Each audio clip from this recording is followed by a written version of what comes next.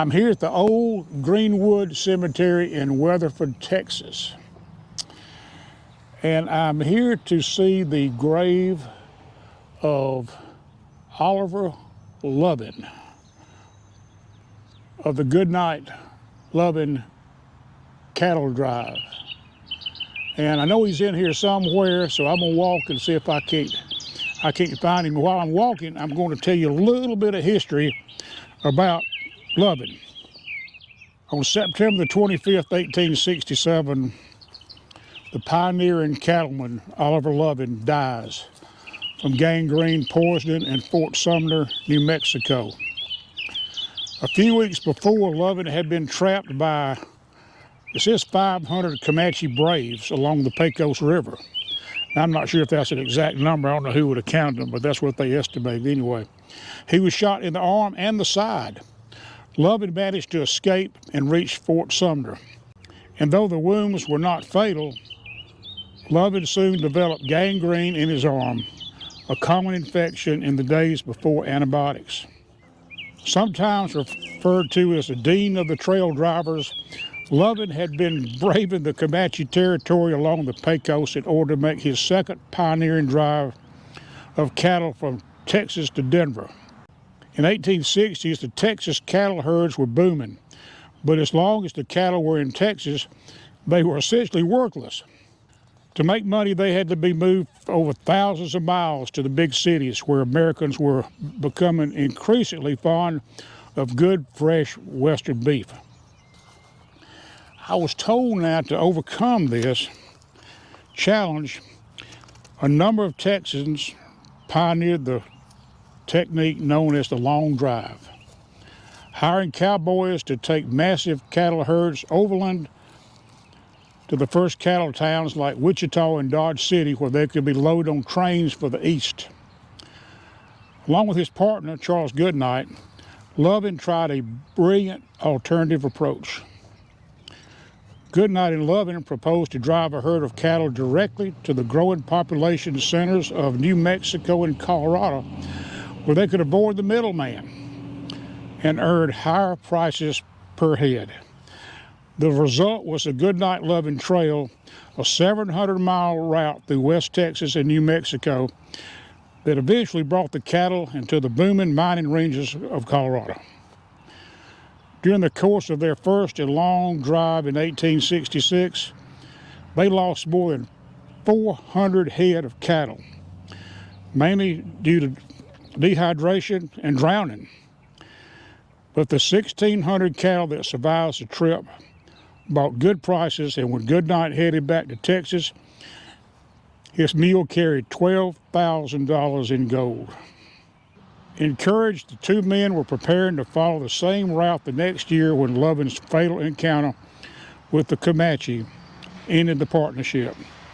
However, Goodnight and others continued to use the Goodnight Loving Trail, and it soon became one of the most successful cattle trails of the day.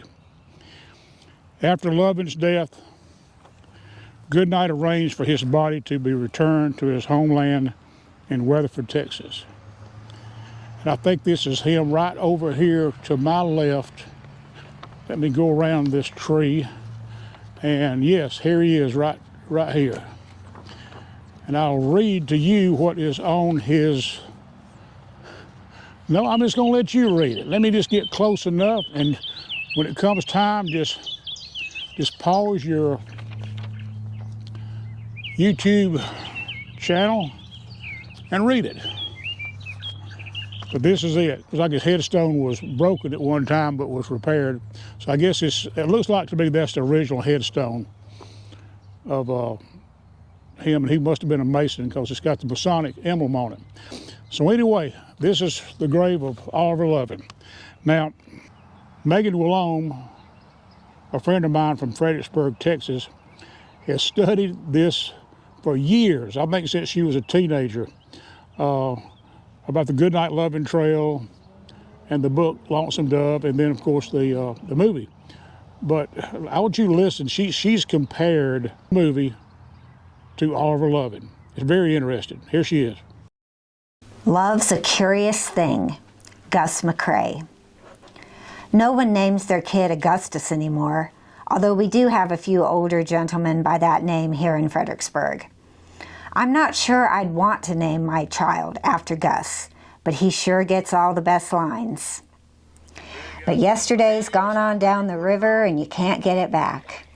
And the earth is mostly just a boneyard, but pretty in the sunlight. And I'm partial to the evening, Augustus said. The evening and the morning. If we just didn't have the rest of the darn day, I'd be a lot happier. Gus reads the good book from time to time. He says, I only read it in the morning and the evening when I can be reminded of the glory of the Lord. The rest of the day, I'm just reminded of what a miserable stinkhole we stuck ourselves in. And later, what got you on the Bible? Call asked. Boredom, Augustus said. Robert Duvall was the perfect choice to play Gus in the miniseries. Half scoundrel, half scamp, all style. The only person who sees Gus clearly is Clara. She calls him a rake and a rambler twice, and she's right. Gus jokes, I'd smother Bob for you and send Lori to perdition.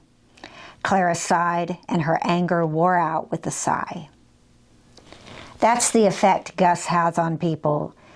They get angry with him and sigh, even when he's joking, and the anger goes out with the sigh, and then they go and do extravagant things for him, like Clara taking in Lori, or Call carrying Gus 3,000 miles back to Texas to bury him.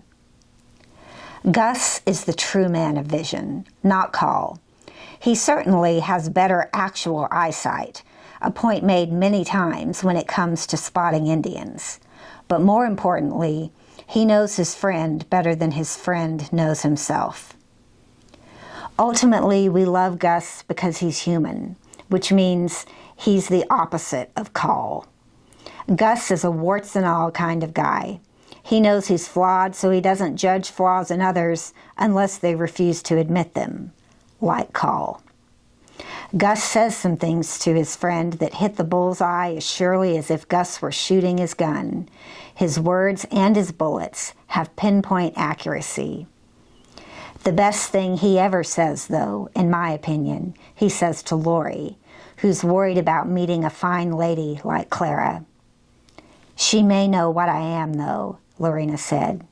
Yes, she'll know you're a human being, Augustus said.